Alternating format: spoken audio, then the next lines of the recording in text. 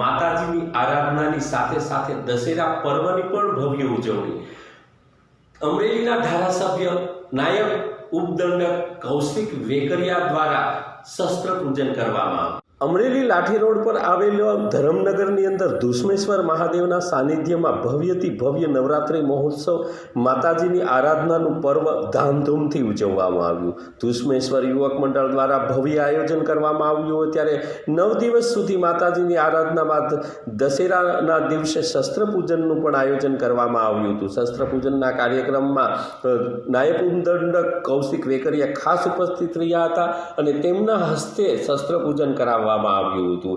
નાની નાની બાળાઓ જે 9 દિવસથી માતાજીની આરાધના કરતા હોય એમને ઇનામ વિતરણ સાથે સાથે નાસ્તાનું પણ આયોજન કરવામાં આવ્યું હતું। એક ભવ્ય આયોજન ધુષ્મેશ્વર યુવક મંડળ દ્વારા કરવામાં આવ્યું હતું।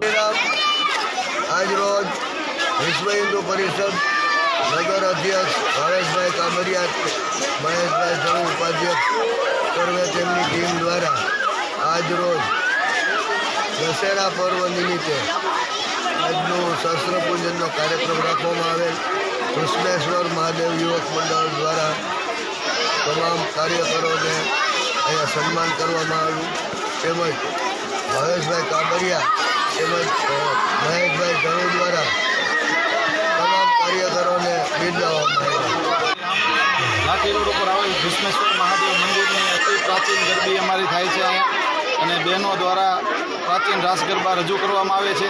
બહેનો દીકરીઓ માતાજીની 9 દિવસ આરાધના કરે છે અને અમારા વિસ્તારમાં શાંતિપ્રિય વિસ્તાર છે અને બહુ સરસ ગરબી થાય છે અને બહુ બહોળી સંખ્યામાં બહેનો આ ગરબીનો લાભ લે છે, બહેનો તથા બાળકો, અને મહાદેવની કૃપાથી બહુ સરસ આયોજન થાય છે। જય શ્રી રામ।